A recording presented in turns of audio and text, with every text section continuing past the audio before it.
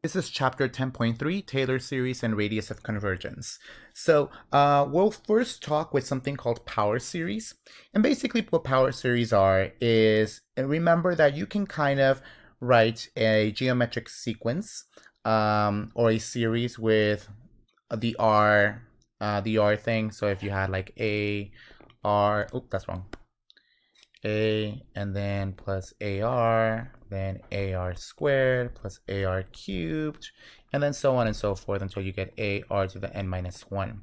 So you can do the same thing with, let's say, instead of R, we have an X. So we're now doing it in terms of power, in terms of functions. So now what we have is just A plus AX plus AX squared plus AX cubed all the way to ax n minus 1. Okay, so you can write this over and over and over again using a series. So you can rewrite this whole thing maybe as a sum from k goes from 0 to infinity of ax to the power of k. Because we know that this is geometric, we know that this value of x will only converge if it's less than 1.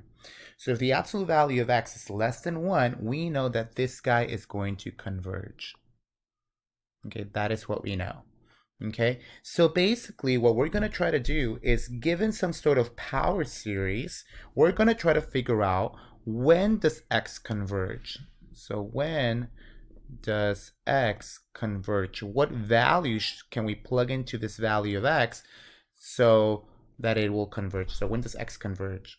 Oh, not converge, just converge. Okay, so when is this guy gonna converge?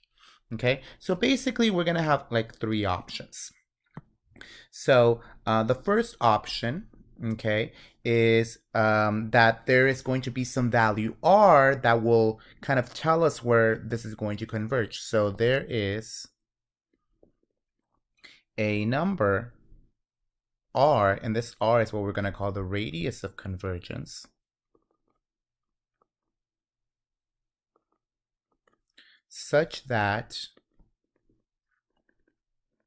the series converges for the absolute value of x being less than r and diverges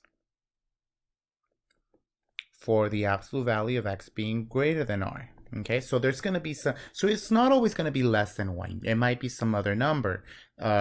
So that's something that we're going to have to kind of find out, and we'll do a couple of examples to kind of show you. So this is one way. So it's going to converge when the absolute value of x is less than r. R is going to be called the radius of convergence. Okay, then you have a second option. So the series converges for only x equals 0. Okay, so that means when I plug in x equals 0 into the power series, I'm just going to get 0. That's the only time it's going to converge. That happens when the radius of convergence is equal to 0. Okay, and then the third thing is that the series converges for all x. So everything. Doesn't matter what you plug into x, it's always going to converge. Okay, so if I were to kind of tell you or show you a couple of ways that this kind of looks like graphically. So let's say here is r, so radius of convergence. So here's negative r and r. X values that will only work are going to be everything that's between there. Let's say here is 0. So only these values, if I plug into the series, it will converge. This one, only 0. Only at x equals 0 will it converge. So r is equal to 0. And here we have r, and it's just for every single value, for r is equal to infinity. Okay, so it'll converge for any single number that we plug in. Okay, this one you can kind of think about it as from negative r to r. This is what we call the interval of convergence. Okay, now typically when we're doing problems like this, we always want to check when it equals r and negative r. Now that usually involves a lot more of different types of testing, and usually if you're taking Math 151, that's when we really want to check these points. But for this class, we're going to ignore the endpoints, okay, which is bad. But just for this class, we're going to not do the negative r and r, because that will involve some other series tests that are not covered in this class. Okay, so the one test that we will use in order for me to demonstrate, okay, so which of these three options is this going to be? Okay, so if I give you a series, how do I know it's going to be one of these three? Well, one way that we do it is something called the ratio test. Okay, so the ratio test is really important. So this is what it says. So for an infinite series, okay, and let's say this infinite series is like C0 plus C1 plus C2 plus all the way, so it can be whatever you want, okay, of non-zero terms such that the limit is r is equal to L, limit as n goes to infinity, of the absolute value of the nth plus 1 term over the nth term exists or is infinite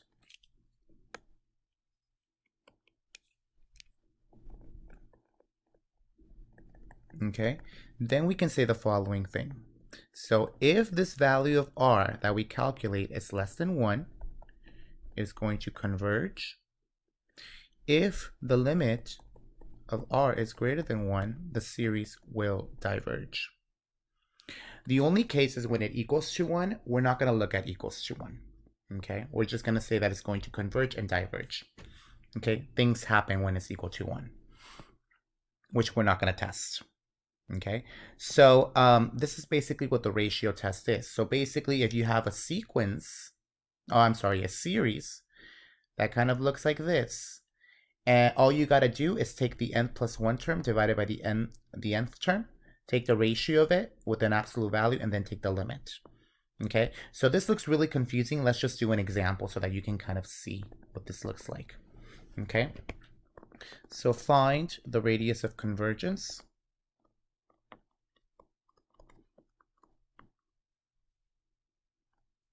of the power series. Okay, so right now we have the following. So we have 1/2 x plus 2 over 4x squared plus 3 over 8x cubed. And let's keep going all the way until we get n over 2 to the n, x to the n plus continues. Okay, so now we have the series and we want to find the radius of convergence. So what you want to be able to do is identify what your C sub n is. Okay, so that's basically this C sub n. I want to know what that is.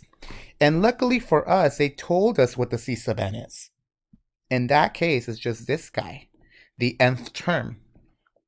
So we know what C sub n is. That's just going to be n over 2 to the n, x to the power of n. Okay, that is the nth term. Okay, and now what we want to do is find the nth plus 1 term. So the nth plus 1 term is really easy. All we're going to do is plug in n plus 1 wherever we see an n. So we're going to have n plus 1 on the top, 2 to the n plus 1, and then x to the n plus 1. Okay, and now all we have to do is use the ratio test. So using the ratio test, we know that the limit as n goes to infinity of C sub n plus 1 divided by C sub n absolute value. So the way that I like doing this is a trick. I like doing first the C sub n plus 1. So on the top, let me write limit as n goes to infinity. On the top, you have an n plus 1. And then you also have this x n plus 1. And on the bottom, you have this 2n plus 1. And now the way that I like doing it is multiplying it by C sub n, but flip everything. So since 2 to the n is on the bottom, now it's going to be on the top. And on the bottom, you're left with an n, and then you're left with an x to the n. Okay? And now what we're going to do, a little bit of algebra. So you're going to have n plus 1 is going to stay the same.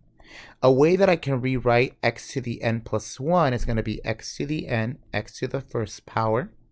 And on the top, we also have this 2 to the n. On the bottom, let me rewrite this guy. That's going to be 2 to the n, and then 2 to the first power. And then you're left with n, and then x sub n. And once we have it like that, it's really easy to cancel things out. So the 2 to the n's go away, the x to the n's go away, okay? And that looks like everything that we can take out. Okay, so I have the limit as n goes to infinity of the absolute value. So on the top, I'm left with an n plus 1, and then an x, and on the bottom one, I'm left with a 2 and an n. So let's take out a couple of things, because basically the limit just tells me that I only want the the things that have n's.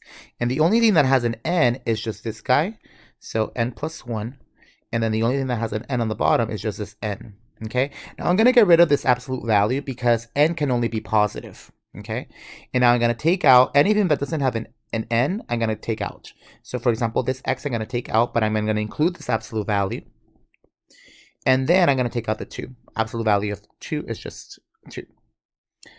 This guy, one way that you can kind of think about it is, if you remember from Calc 1, one way that we can do is, if these two are, we can divide by the highest power of the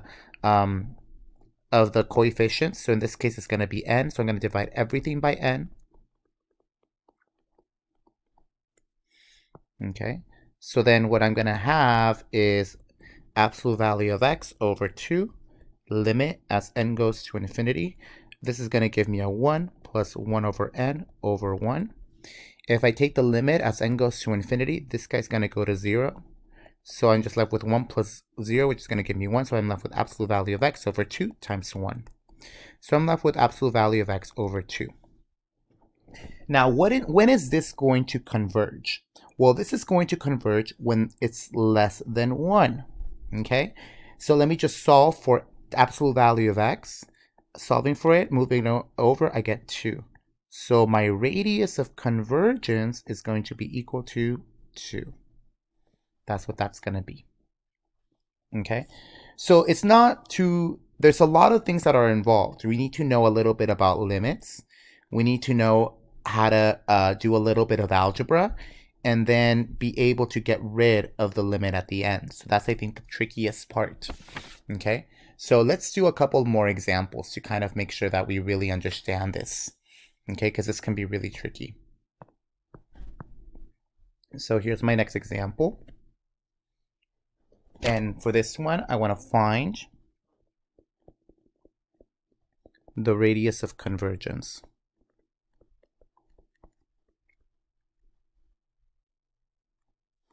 R of the power series.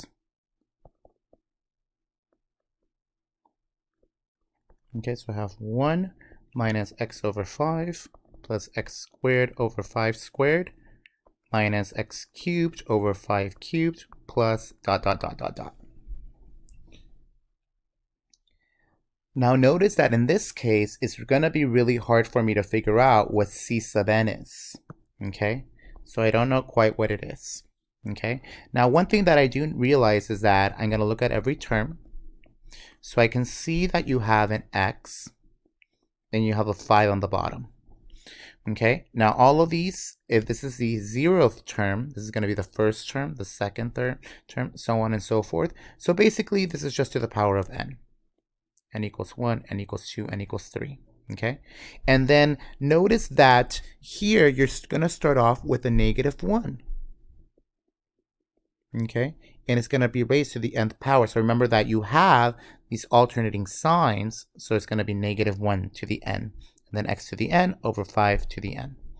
Okay, so that means c sub n plus 1 is going to be just adding a plus 1 to the n's. Plus 1, x to the n plus 1 over 5 n plus 1.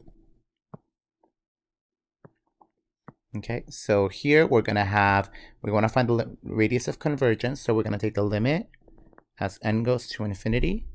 We're going to take the c sub n plus 1, put it first, divided by 5 n plus 1, multiplied by the reciprocal of c sub n, that's going to be 5 to the n, over -1 to the n, x to the n. And then I'm just going to multiply everything out. So -1 to the n, -1 to the first power, x to the n, x to the first, 5 to the n, divided by 5 to the n, 5 to the first, -1 to the n, x to the n.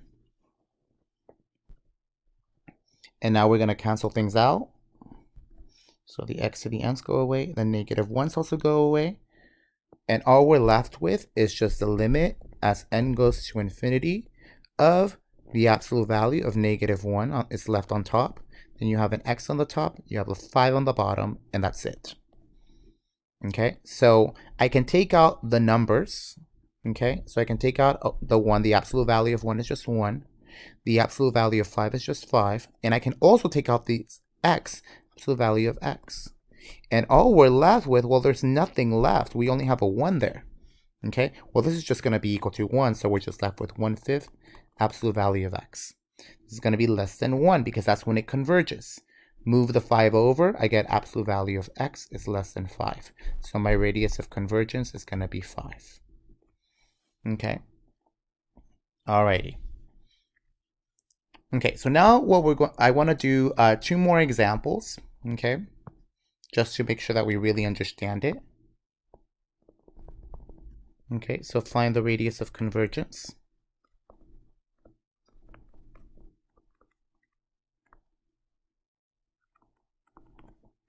So part A, let's say we want to find the sum from n goes from 0 to infinity of n factorial x to the n over phi to the n.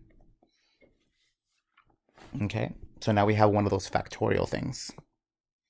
Okay, so now let me take the limit. Using the ratio test, I'm going to take the limit as n goes to infinity. Okay, so c sub n plus 1 over c sub n. Okay, now one thing to know is that this guy is your c sub n.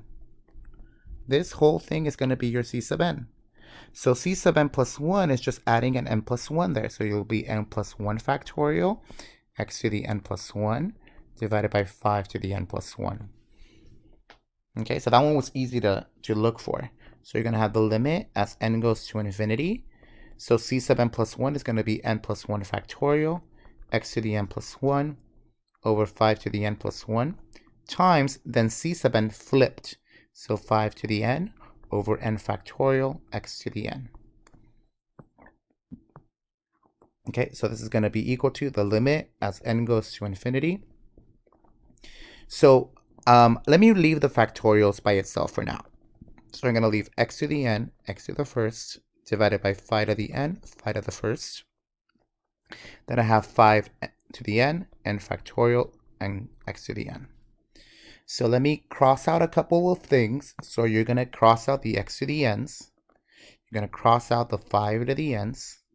And now all we're left with is just these factorial things. So first, let's start off by taking everything that we can take out. So we can take out this absolute value of x. We can take out this 5 on the bottom. And all I'm left with is the limit as n goes to infinity. I'm going to remove the the absolute values because n can only be positive. And we're left with that. So one way that you can do this problem is that you can just take absolute value of x over 5, limit as n goes to infinity. Now n plus 1, let me write it out. So you can have n plus 1, I subtract 1, I get n times then n minus 1, then n minus 2. This is going to keep going until I get to 3, 2, and 1. The bottom part starts at n, then n minus 1, n minus 2. Going to keep going until I get 3, 2, and 1. So you can see that this guy is just going to go away. All of this and all of this. So I'm only left with an n plus 1. So I have absolute value of x over 5. The limit as n goes to infinity of n plus 1. Well, if I plug infinity in there, you're going to get absolute value of x over 5 times infinity, which is going to give me infinity. This guy is always greater than 1. No matter what value I put for x, this is going to be always greater than 1. Okay, so that means this is always going to diverge. So is there any number that I can plug into x to make sure that this is going to converge? Well, if x is equal to 0, then that's the only time that it's going to converge. So when x equals to 0, this will converge. Therefore, if you ever see infinity here, the only way that this can be possible is with the radius of convergence is 0. It means is that sometimes you'll get a radius, or sometimes you may not. Okay, and now for the last problem. So let's say we want part B, and here we want the sum from n goes from 0 to infinity of negative 1 to the n, x to the n over n factorial. So now let's kind of think about the opposite way. So we're going to start off with the ratio test. Remember that this is going to be your C sub n. This is C sub n. So C sub n plus 1 is going to be negative 1 n plus 1 x to the n plus 1 over n plus 1 factorial. So you're going to have the limit as n goes to infinity of C sub n plus 1 is going to be all of this guy, negative 1 to the n plus 1 x to the n plus 1 over n plus 1 factorial. Multiply this by the reciprocal of this, n factorial, negative 1 to the n, x to the n. So we're going to break everything up just like we did before. So you're going to have negative 1 to the n, negative 1 to the first power, x to the n, x to the first power, n factorial, divided by n plus 1 factorial, negative 1 to the n, x to the n. So we can cancel out the x to the n's. We can also cancel out the negative 1's. That's it. So let's take out everything that we don't need. So I can take out this 1, absolute value of 1 is just 1. I can also take out the absolute value of x. Let me write this a little bit better. Oh, why want to erase? Okay, take out the 1. I'm taking out the absolute value of x. So this guy, and then that's all I can take out. Limit as n goes to infinity. And what's left over is the n factorial over n plus 1 factorial. Okay, so I have the absolute value of x, limit as n goes to infinity. Well, I can write this again by writing it over n times n minus 1, n minus 2, all the way until I get to 3 times 2 times 1. And the bottom one, you have n plus 1. Then you subtract 1, I get n, then n minus 1, n minus 2, all the way in 3, 2, and 1. So all of this goes away, okay? And all I'm left with is just the absolute value of x, limit as n goes to infinity of 1 over n plus 1. Well, if I plug in infinity in here, I'm going to get 0. So this is going to be equal to 0. 0 is always less than 1. So what that means, this is always going to converge. That means it doesn't matter what I plug in for x, this is always going to be multiplied by 0, which is always going to converge. So what we say is that r is equal to infinity. Okay, so I gave you all the cases in which you get r equals 0, r equals infinity, or r can be a number. Okay, so that's basically the gist of ratio tests. It is a little tricky, but with a lot of practice, you'll get really good at it.